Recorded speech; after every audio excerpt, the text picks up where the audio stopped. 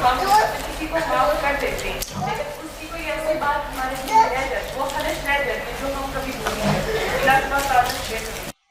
Psychology as a subject आप पढ़ें या ना पढ़ें, पर्सनल साइकोलॉजी को मास्टर करना हर मुसलमान पे फर्ज है। साइकोलॉजी में बीएस या मास्टर्स करना किसी पे फर्ज नहीं। कोई लोग करेगा, मतलब हो सकता है वो आपकी यूनिवर्सिटी में 30, 40, 50 बच्चे साइकोलॉजी में मास्टर्स कर रहे होंगे, दैट्स अ डिफरेंट थिंग। लेकिन जो मेरी अपनी साइकी और साइकोलॉजी है उसको समझना और उसको मास्टर करना ये हर मुसलमान पे फर्ज है। And that is when I say relationship with self, I mean that. अच्छा, साइकोलॉजी के अंदर भी मैं ये बताऊं कि हमारी ईमानी तनाजुर में जो साइकोलॉजी है वो बहुत डिफरेंट है उससे जो वेस्ट से हमें साइकोलॉजी मिलती है, वो बिल्कुल डिफरेंट है। ये जो माफ करने के हवाले से जो बात है उसको एक समझिएगा। देखिए, to forgive and not to forget is actually not to forgive। यानी अगर मैंने कहा कि मैंने आपको माफ किया, लेकिन आपने कोई गलत चीज की थी और वो मैं अपने दिल में लिए बैठा हूं, इसका मतलब यह है कि मैंने माफ नहीं किया। माफ करने का मतलब यही है कि मैं इसको भूलने की कोशिश करूं, रिकॉल, मतलब रिकॉल ना होने दूं इस चीज को। मैंने माफ कर दिया, बस ठीक है, अब इस बात का जिक्र नहीं करूंगा, अब इस बात को सोचूंगा नहीं, अब इस बात को रिकॉल नहीं करूंगा। यानी बाज़ औक़ात हम बच्चों को माफ कर देते हैं, हम कहते हैं अच्छा भाई आपको माफ किया, दोबारा बच्चा वो काम करता है, फिर निकाल के तुमने पहले भी ये किया था, उस दिन भी ये किया था, पहले भी। वो 10 साल की हिस्ट्री खोल के बैठ जाते हैं, तुमने ये सारे गलत काम किए। भाई जिसकी आपने माफ कर दिया, अब उसको दोबारा क्यों खोल रहे हैं? क्लियर हो रही बात?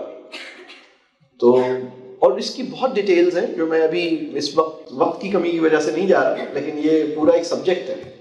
हम माफ क्यों करते हैं, साइकोलॉजी ऑफ फॉरगिविंग क्या है, और बहुत इंटरेस्टिंग सब्जेक्ट है। मैं ये बात अर्ज कर रहा हूं कि जो फॉर्मल डिसिप्लिन ऑफ साइकोलॉजी या जो सब्जेक्ट ऑफ साइकोलॉजी है, डिपार्टमेंट ऑफ साइकोलॉजी, आप उसके स्टूडेंट बने या ना बने, that is not essential. But what is obligatory for every Muslim is to master the psyche of his or her own self। ये बात समझ आ गई?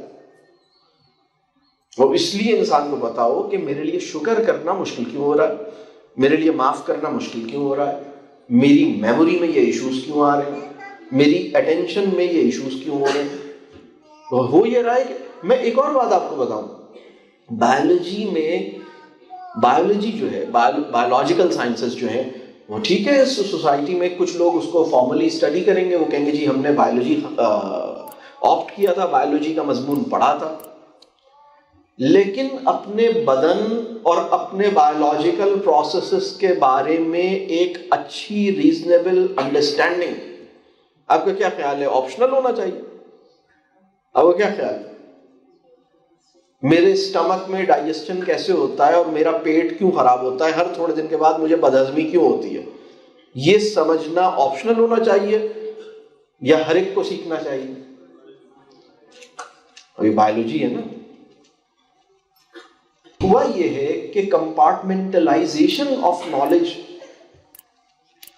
वो एक इंस्टीट्यूशनल मजबूरी थी, वो एकेडेमिया की मजबूरी थी कि कंपार्टमेंटलाइजेशन हुई। लेकिन लर्नर के एंड पर उसकी जिम्मेदारी ये थी कि वो अपने इल्म के अंदर एक इंटेग्रिटी, अपने फहम जो है ना उसकी जो अंडरस्टैंडिंग है वो ब्रॉड हो। मतलब आप में से कितने लोग हैं जो इंजीनियरिंग के स्टूडेंट्स हैं? तो अब आपकी जिम्मेदारी ये है कि हार्डकोर बिल्कुल एक प्योर इंजीनियरिंग पढ़ रहे हैं फर्ज कीजिए, लेकिन शायरी में दिलचस्पी आपकी जिंदा रहनी चाहिए। और आप में से कितने लोग हैं जो इस्लामिक स्टडीज पढ़ते हैं? तो आपको भी फिजिक्स और जो दुनिया का जो निज़ाम है और जो मशीन्स का एक की जो बेसिक्स हैं उसके बारे में आपका इंटरेस्ट खत्म नहीं होना चाहिए। बात समझ आ रही है? जी बेटा।